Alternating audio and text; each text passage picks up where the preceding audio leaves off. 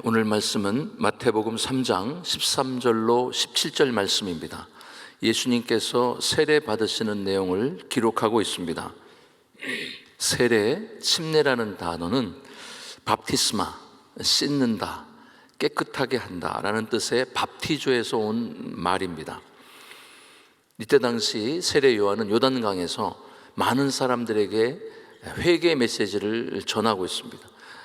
회개하라, 천국이 가까웠다, 이렇게 말씀을 전하면서 많은 사람들에게 세례를 베풀고 있었을 당시에 예수님께서 요한에게 나와서 세례를 받으시는 장면, 그게 오늘 성경의 배경입니다. 오늘 말씀은 특별히 세 부분으로 나뉘어질 수가 있습니다. 첫 번째는 겸손의 본을 보이신 예수님입니다. 세례 요한이 유대강에서 회개하라, 천국이 가까웠다, 이렇게 복음을 회개 메시지를 전하고 있을 때에 예수님께서 그에게 나타나시고 세례를 받으십니다. 예수님은 삼위일체 하나님이십니다. 죄가 없으신 분이시죠. 세례를 받으실 필요가 없는 분이에요. 그런데 요한에게 와서 세례를 받았다는 것은 엄청난 사건입니다. 예수님은 인간이 마땅히 받아야 할 구원의 표, 세례를 받으심으로써 자신도 육체를 가진 인간임을 명확하게 보여주셨습니다.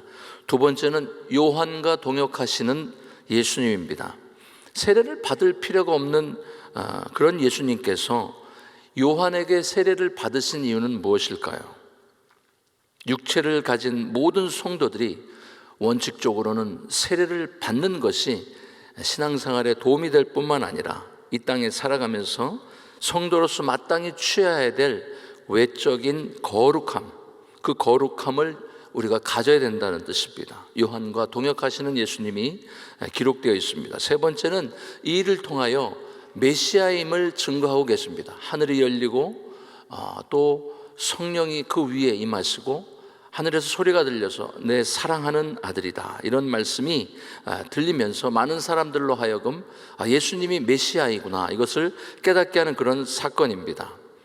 세례 요한은 예수님을 향하여 어떻게 표현을 했을까요? 성경을 찾아보니까 네 부분이 있습니다. 첫 번째는 마가복음 1장 7절 말씀입니다. 마가복음 1장 7절 말씀에 그가 전파하여 가로되 나보다 능력 많으신 이가 내 뒤에 오시나니 나는 그의 신들매를 풀기도 감당치 못하겠노라. 세례 요한은 예수님이 정확하게 어떤 분인지 알고 있었습니다. 또 8절 말씀에 나는 너에게 물로 세례를 주었거니와 그는 성령으로 너에게 세례를 주시리라. 세례 요한이 무슨 사명을 감당해야 되는지 알고 있었습니다. 6개월 정도 일찍 태어난, 예수님보다 일찍 태어난 세례 요한은 예수님의 사역을 준비하는 것이 그의 사명이었던 것입니다. 세 번째로 요한복음 1장 29절 말씀에 세례 요한은 이튿날 요한이 예수께서 자기에게 나오심을 보고 가로되 보라, 세상 죄를 지고 가는 하나님의 어린 양이로다. 세례 요한은 예수님을 바라보면서 세상 죄를 지고 가는 어린 양임을 분명히 알고 있었습니다. 마지막으로 네 번째는 요한복음 3장 30절입니다. 그는 흥해야 하겠고 나는 쇠하여야 하리라. 세례 요한은 예수님께서 오셔서 엄청난 사역을 감당하실 것을 알고 있었고 예수님의 사역을 미리 준비하는 사명을 감당하는 그런 사람이었다는 것을 요한은 알고 있었습니다. 오늘 말씀을 통하여 하늘 보좌를 버리시고 이 땅에 오신 예수님이 과연 본문에서 어떠한 삶의 본을 보이셨는지 은혜를 나누기를 원합니다. 첫 번째는 겸손입니다. 3장 13절 말씀입니다. 다 같이 한번 읽습니다. 시작. 이때에 예수께서 갈릴리로서 요단강에 이르러 요한에게 세례를 받으려 하신대. 아멘. 예수님께서는 겸손하게 요한이 있는 곳으로 와서 세례를 받으시려 한다고 말씀하고 있습니다. 갈릴리부터 요단강까지는 약 60마일 정도 떨어져 있는 거리입니다. 예수님이 있는 곳에서 세례 요한에게 전가를 보내어 내가 이곳에 있으니 내가 하나님의 아들이니 이곳에 와서 너가 세례를 베풀어 주지 않겠느냐라고 하신 것이 아니고 60마일을 가셔서 지금 요단강에 가셔서 예수님이 세례를 받으려 하셨다고 성경은 기록하고 있습니다. 이것은 하늘 보좌를 버리고 이 땅에 오신 그 겸손의 삶을 사신 예수 그리스도의 놀라운 그 삶을 보여주신 증거인 줄 믿습니다. 이때 요한은 예수님께서 세례를 받으시러 오시는 것을 보고 이렇게 이야기합니다. 요한이 말려 이르되 내가 당신에게 세례를 받아야 할 터인데 당신이 내게로 오시나이까. 세례 요한은 알고 있었습니다. 하나님의 아들 예수 그리스도께서 자기에게 세례를 받으러 오시는 것을 보고 말렸다. 그렇게 하지 마시옵소서. 내가 예수님께 세례를 받아야 되는데 내가 어떻게 감히 하나님의 아들 예수님께 세례를 베풀 수 있겠습니까? 이런 표현입니다. 예수님께서는 요한에게 설명을 합니다. 예수님은 하나님의 아들이시고 예수님이 보여주신 삶은 겸손하게 세례를 요청하는 그런 모습입니다. 하나님의 아들이신데 요한을 하대하지 않았습니다. 겸손의 모습을 보이시는 것입니다. 빌립보서 2장 6절로 8절 말씀입니다. 그는 근본 하나님의 본체시나 하나님과 동등됨을 취할 것으로 여기지 아니하시고 오히려 자기를 비어 종의 형체를 가져 사람들과 같이 되었고 사람의 모양으로 나타나셨음에 자기를 낮추시고 죽기까지 복종하셨으니 곧 십자가에 죽으심이라. 인카네이션, 성육신 하시는 것을 나타나고 계십니다. 하나님이 사람의 몸을 입고 이 땅에 오셨다. 하늘 보좌를 버리시고 그 하늘에서 이렇게 저렇게 지시하거나 명령하지 않고 죄인인 사람의 모습으로 이 땅에 오셔서 그리고 죄인인 요한에게 세례를 받으시고 그의 공생의 사역을 시작하시려는 그 겸손의 모습을 우리가 보고 있는 것입니다. 이 시대를 살아가는 사람들은 점점 높아지려고 합니다. 남의 잘못을 밝혀내야만 자기가 올라가는 것으로 착각하고 있죠. 시기와 질투의 삶이 세상의 삶이라면 겸손의 삶은 우리 믿는 사람의 삶이어야 될 줄로 믿습니다. 주님이 오실 때까지 이런 겸손의 삶을 훈련해야 될 줄로 믿습니다. 예수님이 먼저 겸손한 삶을 보여주신 것처럼 우리 역시도 겸손의 삶을 연습하고 실천할 때에 우리 공동체에 은혜가 넘칠 줄로 믿습니다. 사실 그때 당시에 요한의 공동체와 또 예수님이 섬기시던 그 공동체는 살짝 갈등이 있었습니다. 왜냐하면 예수님보다 요한은 6개월 먼저 이 땅에 왔고 지금 왕성하게 요단강에서 사역을 하고 있었습니다. 회개하라, 천국이 가까웠다. 여러분, 광야에서 외친 거예요. 사람이 많은 곳에서 외친 게 아니고 광야에서 외쳤는데 그 요단강으로 많은 사람들이 지금 세례를 받으러 나오고 있는 그 순간에 예수님이 세례를 받으러 오시는 것입니다. 근데 그때에 예수님은 직접 오셔서 겸손의 모습을 보이시면서 세례 요한에게 세례를 요청하고 계신 겁니다. 두 번째로 하늘 보좌 버리시고 이 땅에 오신 예수님은 본문에서 어떤 삶을 보이셨을까요? 두 번째는 동역입니다.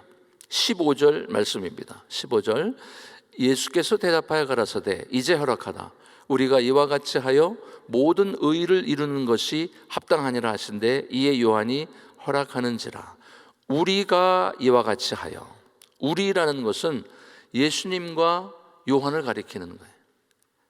세례를 줄 수 없다고 말렸던 요한에게 예수님께서는 우리가 이와 같이 하여, 예수 그리스도께서 요한에게 나에게 세례를 베풀어야 해야 돼. 그런데 우리가 이거를 감당해야 돼. 오늘 말씀을 좀 띄워주시면 그 말씀에 또 중요한 내용이 나옵니다. 우리가 이와 같이 하여 모든 의를 이루는 것이 합당하니라. 모든 의를 이루는 것이 무엇일까요? 예수님께서는 이제 세례를 받으시고 그리고 광야에 가셔서 40일 동안 금식을 하고 마귀에게 시험을 당하시고 이기시고 이제 공생애를 시작해야 되는 중요한 시점인 것입니다. 그러니까 세례 요한이 세례를 줘야 되는 거예요. 그 세례를 받지 않으면 공생애가 시작되지 않는 거예요. 그러니까 그 말리는 요한에게 이렇게 설명하는 거예요. 우리가 이와 같이 하여, 하나님 모든 의를 이뤄야 한다, 이렇게 설명하고 있는 것입니다. 예수님은 혼자 사역을 감당하지 않으셨습니다. 우리도 동역해야 되는 사람들이 있어야 될 줄로 믿습니다. 가정에서는 남편과 아내가, 또 가정교회에서는 목자와 목녀가, 그룹에서는 담당 교역자와 그룹장님이 함께 동역할 때에 아름다운 사역을 감당하게 될 줄로 믿습니다. 아멘. 요한복음 5장 17절 말씀에 이렇게 기록하고 있습니다. 예수께서 저에게 이르시되 내 아버지께서 이제까지 일하시니 나도 일한다 하시매. 예수님 역시도 하나님이 일하시는 것을 보시고 일한다고 말씀하고 있습니다. 그룹 사역을 하면서 아름다운 일들이 많이 있어요. 작년 10월 달에는 쿠바에 다녀왔습니다. 쿠바에서 TD로 섬기면서 많은 은혜를 받았습니다. 또 지난달에는 인도 TD를 다녀왔어요. 좋은 교회를 다니니까 하나님의 은혜를 부어주시는 거예요. 아멘. 행복한 교회, 하늘나라에 상급 쌓는 교회. 아멘. 그리고 땅끝까지 복음을 이뤄서 정말 하나님이 허락하신 사명 감당하는 교회로 하나님이 축복해 주셨는데, 정말 저와 여러분들에게도 이런 은혜가 있을 줄로 믿습니다. 예수님께서 혼자 사역을 하지 않으셨다는 거예요. 그룹에 보면은 같이 사역하면서 기쁨이 있어요. 혼자도 물론 열심히 할 수 있지만 같은 일도 같이 많은 사람과 동역하게 되면 행복하고 기쁘고 감사하고 은혜가 넘칠 줄로 믿습니다. 세 번째로 살펴볼 것은 메시아이심을 증거한 것입니다. 본문 16절 17절 말씀을 함께 읽도록 하겠습니다. 시작. 예수께서 세례를 받으시고 곧 물에서 올라오실새 하늘이 열리고 하나님의 성령이 비둘기같이 내려 자기 위에 임하심을 보시더니 하늘로서 소리가 있어 말씀하시되 이는 내 사랑하는 아들이요 내 기뻐하는 자라 하시니라. 성삼위일체 하나님, 성령님, 예수님이 동시에 현현하는 장면이 이곳에 기록되어 있습니다. 유일한 장면입니다. 예수께서 낮은 모습으로, 인간의 모습으로 이 땅에 오시고 또 세례를 줄 수 없다는 요한에게 잘 이해할 수 있도록 설명해 주시고, 또 세례를 받으셨을 때에 하느님께서 이것을 기쁘게 여기셨다는 거예요. 하늘문이 열리고 성령의 비둘기가 임하고 그리고 하늘에서 소리가 들렸어요. 그때 당시에 이 장면을 목도하고 들었던 사람들은 어떤 감동이었을까요? 엄청난 은혜가 있을 줄로 믿습니다. 예수님은 겸손한 삶으로 이 땅에 사셨습니다. 그리고 혼자 사역하지 않으셨어요. 옆에 동역자가 있었어요. 함께 사역했습니다. 그렇게 함께 사역하니까 하나님께서 은혜를 부어주시는 거예요. 아멘. 이제 몇 주 후면 고난주간 특세가 있습니다. 일주일 내내 말씀을 통하여 또 하나님의 은혜가 임할 것입니다. 나를 위해 이 땅에 오신 그 예수 그리스도께서 십자가에서 고난당하시는 것을 매일 묵상하면서 치료와 회복을 경험할 줄로 믿습니다. 그 마지막 날 토요일 날에는 침례식이 있어요. 침례식 너무너무 은혜됩니다. 은혜교회 침례식은 유명합니다. 오셔서 은혜 받을 수 있어요. 많은 교육자분들도 준비하고 있습니다. 혹시 온라인으로 예배하고 있는 분들 가운데 이번에 침례를 받아야 될까 고민하고 있는 분은 침례를 받으실 수 있게 되기를 바랍니다. 10번도 아니고 5번도 아니고 일생에 한 번 있는 기회, 침례를 받을 때에 내 육신이 물속에 잠기는 거예요. 내 옛 자아와 내 죄가 죽임을 당했다는 의미입니다. 그리고 물속에서 나올 때에 이제 새 사람이 되었다는 의미하는 거예요. 그래서 침례를 받고 세례를 받는 것은 정말 예수 믿는 저와 여러분들의 신앙생활에 얼마나 중요한 것인지 모르겠습니다. 할 수만 있다면, 아직 침례를 경험하지 못한 분이 있다면 이 귀한 침례식을 꼭 경험할 수 있게 되길 주님으로 축복합니다. 아멘. 한국 양화진을 방문한 적이 있습니다.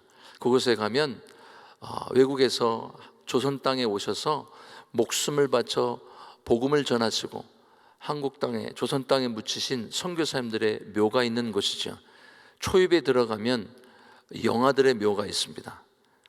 영세에서 태어나자마자 한 살도 채 안 돼서 목숨을 잃은 아이들이죠.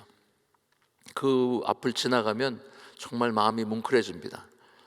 부모님이 조선 땅에 와서 복음을 전하고 지병이 생겨서 약이 없고 또 치료할 시기를 놓쳐서 생명이 다한 거죠. 이름도 없이 묻혀있는 그것을 바라보면서 얼마나 은혜가 되는지 몰라요. 부부가 묻혀있는 곳도 있습니다. 온 가족이 묻혀있는 곳도 있습니다. 그분들이 조선 땅에 와서 생명을 바쳐 복음을 전했고 학교를 지어줬습니다. 병원을 지어줬고요, 교회를 지어줬어요. 그래서 저와 여러분들이 이 땅에서 이렇게 좋은 환경에서 예배드리고 있는 것인 줄 믿습니다. 그분들이 그곳에서 그냥 후원만 하지 않았습니다. 직접 배를 타고 몇 달을 걸쳐서 중국으로 혹은 인천으로 혹은 제주도로 와서 우리에게 복음을 전한 거예요. 예수님 역시 하늘 보좌를 버리고 이 땅에 육신의 몸을 입고 오셔서 우리를 위해 세례 받으시고 또 공생애 통해서 십자가에 못 박혀 죽으시고 우리를 살리신 줄로 믿습니다. 미국의 안락한 삶을 버리고 전 세계에 나가 계신 우리 은혜교회에서 파송된 많은 선교사님 역시 그렇습니다. 미국에 살으셔도 되는데 20년, 30년 전에 러시아 땅으로, 유럽 땅으로 또 여러 전 세계로 나가 계신 선교사님들 역시도 예수님의 겸손한 삶을 본을 받아 그곳에 가서 아직까지도 복음을 전하고 있는 줄로 믿습니다. 아멘. 쿠바 땅, 인도 땅에 우리 귀한 성도님들과 함께 복음을 전하고 그들을 섬기러 다녀왔습니다. 이것 역시도 하나님께서 우리에게 겸손의 삶을 보이라고 말씀하셔서 그곳에 다녀온 줄로 믿습니다. 다음 세대와 연합하여 땅끝까지 복음 전하는 귀한 삶 되길 주님으로 축복합니다. 제가 섬기고 있는 그룹에 참 너무 감사한 일들이 많이 있습니다. 특별히 저희들은 이제 오이코스를 많이 해요. 가정교회별로 적게는 서너 명, 많게는 10명 이상의 오이코스를 하고 있습니다. 제가 그룹에 가서 매주 목요일 날마다 줌으로 중보기도를 하고 있어요. 그런데 중보기도 제목을 올라오는 거 보니까 가정교회마다 적게는 1, 2년, 많게는 5, 6년 이상을 오이코스로 많은 영혼들을 만나고 있는 거예요. 지금도 그분들을 주중에 만나고 있어요. 얼마나 감사한 일입니까? 그래서 1년에 2번 전반기 후반기에 원 패밀리 데이를 준비했어요. 그래서 그분들을 또 인카운터로, 프리덤으로, TD로 모셔와서 동역할 수 있도록 정말 기도하는 마음으로 섬기고 있습니다. 얼마나 감사한지 몰라요. 그런데 저희 그룹에 이제 막 태어난 갓난아이부터 하이스쿨러까지 아이들만 100명이 넘습니다. 놀라지도 않으시는군요. 합동 예배에 가보면 전쟁터를 방불합니다. 그러니까 아이들이 옆에 와서 엄마랑 밥을 먹고 또 친구들과 놀고, 합동 예배를 가면 매일 잔치에 매주 가면은 그냥 웃다가 오는 거예요.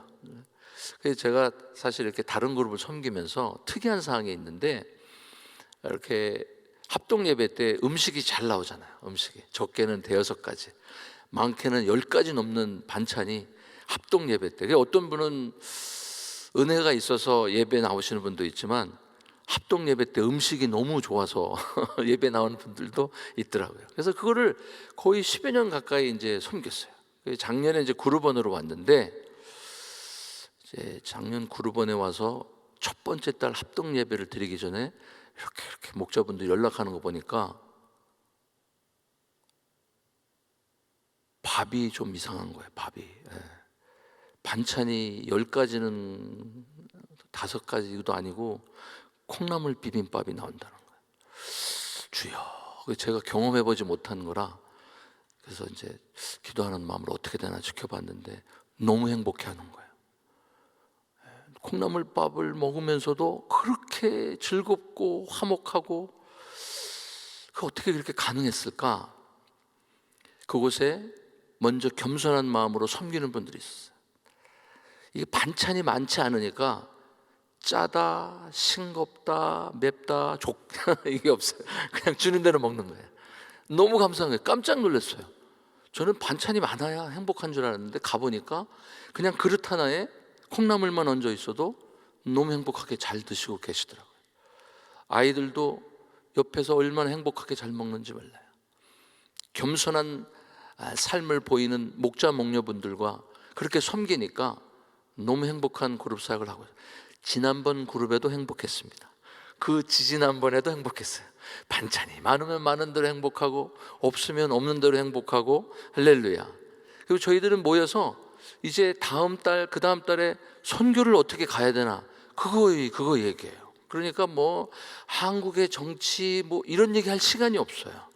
다음 달이면 또 뭐 어디 브라질 선교 가야 되고 그 다음 달에는 어디 이디오피아 가야 되고 막 이런 분들만 있으니까 얼마나 행복한지 몰라요. 할렐루야. 그룹의 분위기가 이러니까요. 저 역시도 말씀을 또 그렇게 준비해야 되잖아요. 그래서 이번에 인도 선교에 저희 그룹에서 렉터가 나오셔서 같이 다녀왔습니다. 갔는데 140명 캔디데이트예요. 처음 경험했어요.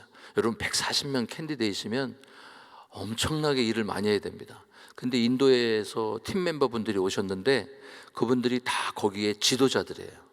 그래서 그분들이 먼 길을 오셨어요. 7시간, 10시간 기차 타고 차를 타고 오니까 피곤하셔서 방에 가서 안 나오세요. 무슨 얘기인지 이해되시죠? 그러니까 저희 그룹 식구들이 디파트먼트별로 다 짚은데 이분들이요 얼마나 수고하는지 원래도 알았어요. 그분들이 정말 겸손하게 섬기는 줄 알았는데 현장에서 가서 보니까요 묵묵히 그 일을 감당하는 거예요. 불평불만하지 않고 밤을 새면서 그 일을 하는데 저가 잘 수가 없잖아요. 갔는데 인도말로 또 뭘 준비하라 그러시는 거예요. 너무 감사한 거예요. 새벽 2시, 3시까지 그걸 준비하는데 기쁨이 넘치더라고요. 어떻게 그게 가능했을까요? 가정교회마다 영혼을 향한 그 사랑 그리고 겸손한 마음으로 섬겨나갈 때에 성령 하나님께서 그 공동체에 은혜를 부어주시더라고요. 아멘. 그리고 정말 모이면 덕 세우고 흩어지면 복음을 전하니까요 마귀가 그 공동체에 틈탈 시간이 없어요. 그리고 더더군다나 애기들이 있으니까요 그 애들 챙기느라고 너무너무 감사한 일들만 있는 거예요. 할렐루야. 말씀을 정리하도록 하겠습니다. 우리 공동체에 정말 예수님의 그 삶의 본처럼 겸손한 삶이 넘칠 주님으로 축복합니다. 그럴 때 우리 공동체에 많은 은혜가 있을 줄로 믿습니다. 두 번째는 정말 혼자 사역하지 않았다는 거예요. 함께 사역하고 더불어 사역할 때에 풍성한 열매를 맺는 줄로 믿습니다. 하나님께서 각 그룹마다 가정교회마다 겸손의 삶 또 아름답게 동역함으로 말미암아 다음 세대 연합하여 땅끝까지 귀한 사역 감당하시는 저 여러분들 주님으로 축복합니다. 기도하겠습니다. 고마우신 하나님 은혜를 감사합니다. 우리에게 생명 주셔서 하나님 이 땅에 정말 복음을 전할 수 있도록 은혜교회를 세워주시고 은혜교회 성도로 불러주셔서 하나님 앞에 예배드리는 삶이 되게 하시고 복음을 전하는 삶이 되게 해주시니 감사하고 감사합니다. 예수 그리스도의 그 겸손한 삶을 우리가 본받아 가정과 공동체에서 그 겸손의 삶을 살아내게 하여 주시옵시고 혼자 사역하는 것이 아니라 함께 동역함으로 말미암아 주의 온전한 사역을 감당하는 우리 모두가 되게 하여 주시옵소서. 예수님 이름으로 감사하며 기도드렸습니다. 아멘. 우리 말씀 생각하시면서 주 예수보다 더 귀한 것은 없네. 1절 3절 한번 같이 하겠습니다.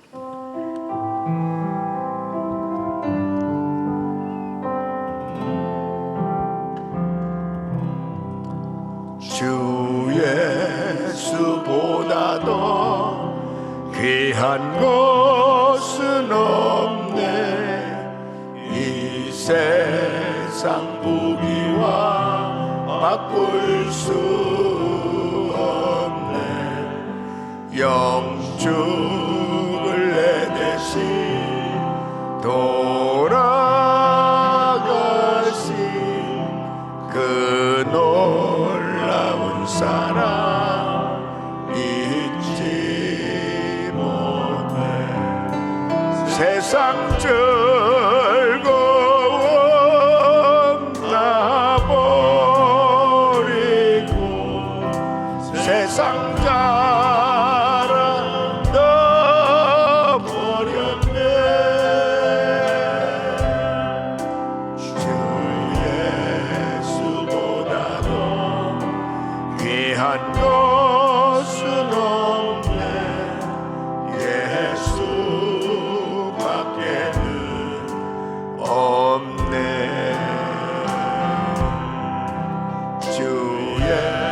손을 높이 드시고 가신 귀한 것은 없네. 이 세상 행복과 바꿀 수 없네. 유혹과 핍박이 몰려와도 주 섬기는 내 맘 변치 못해. 세상 즐거움 세상 즐거움 다 버리고 세상 자랑 다 버렸네. 주 예수보다도 귀한 것은 없네. 예수 밖에는 없네.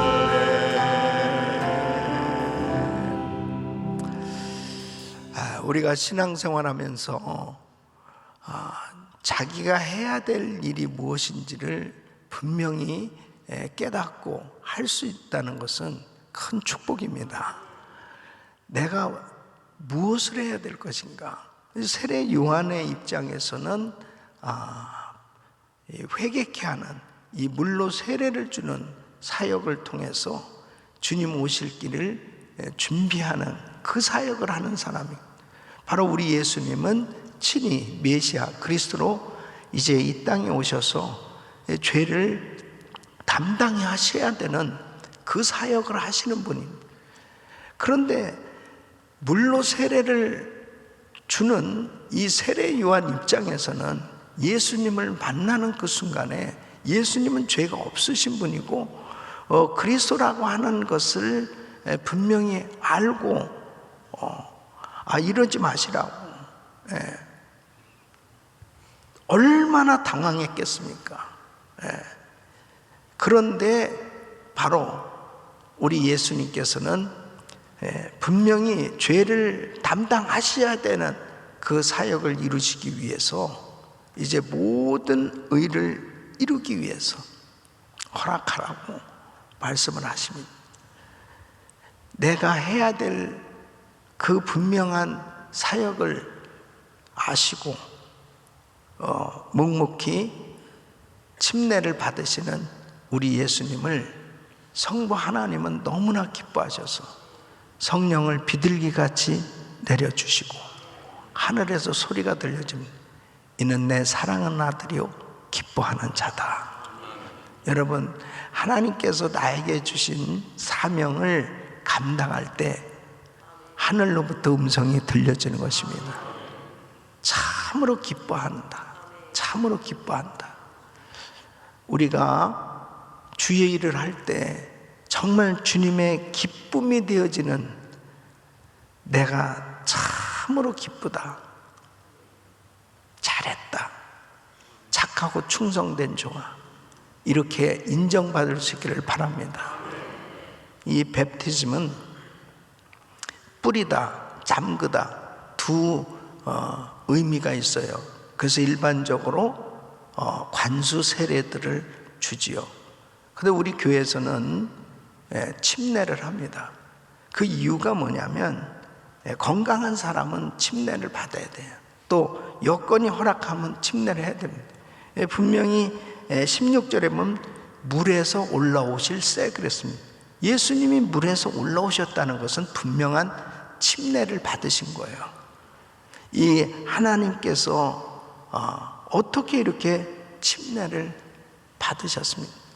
그때 모든 사람들이 회개하기 위해서 다 물로 세례를 받는 그 장면은 바로 우리가 이제 예수님과 함께 이제 십자가에 못 박히고 예수님과 함께 부활하는 이 침례, 반드시 하나님께서 우리에게 은혜를 주시고자 하시는 그 분명한 이 뜻이 있기 때문에 우리는 침례를 받아야 되는 거죠. 그 침례 가운데 하나님께서 큰 은혜를 베풀어 주세요. 이제 고난주간에 이제 특세 후에 토요일 날 침례식이 있습니다. 정말 침례를 한 번도 받아보지 못한 분은 이 침례를 사모해 보세요. 그 침례를 통해서 우리 주님께서 큰 은혜 주실 줄 믿습니다. 두 손을 가슴에 모시고 몸이 아픈 분들은 아픈 곳에 손 얹으십시오. 거룩하신 아버지 하나님, 하나님께서 우리들을 사랑하셔서 오늘도 말씀 속에 세례 받으시는 우리 예수님의 모습을 통해서 다시 한번 우리가 어떻게 신앙생활을 해야 될지 깨닫게 해주시니 감사를 드립니다. 날마다 내가 무슨 일을 해야 되는지를 깨닫게 해주시고 또 겸손하게 아름다운 팀 사역을 통해서 하나님의 모든 의를 이루어갈 수 있도록 축복해 주시옵소서. 은혜 베풀어 주시옵소서. 역사하여 주시옵소서.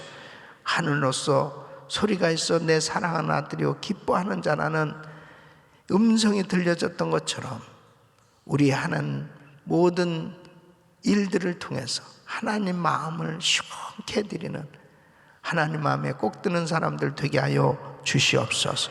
그런 사역 되게 하여 주시옵소서.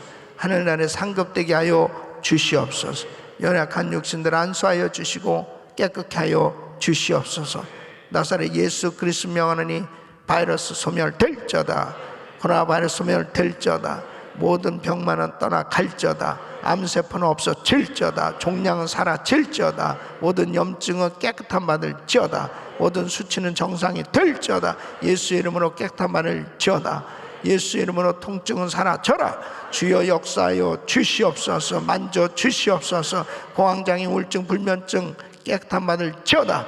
떠나갈지어다. 주여 강건케 하여 주시옵소서. 병상에서 온라인으로 예배하는 성도들 주여 믿음으로 기도받는 성도들에게 이 시간도 주의 피문원수로 안수하사 강건케 하여 주시옵소서. 역사하여 주시옵소서. 깨끗게 하여 주시옵소서. 오늘 저녁 금요 성령 집회도 하늘문을 여시고 은혜 위에 은혜를 부어 주시옵소서. 이제는 우리 주 예수 그리스도의 은혜와 우리 하나님 아버지의 근원하신 사랑 성령님의 감동 감화교통 충만하신 은총이 하나님의 그 모든 의를 이루는 하나님의 일에 함께 동참하며 겸손히 섬기길 원하는 모든 성도들 머리 위 이제로부터 영원토록 함께 있을지어다. 아멘.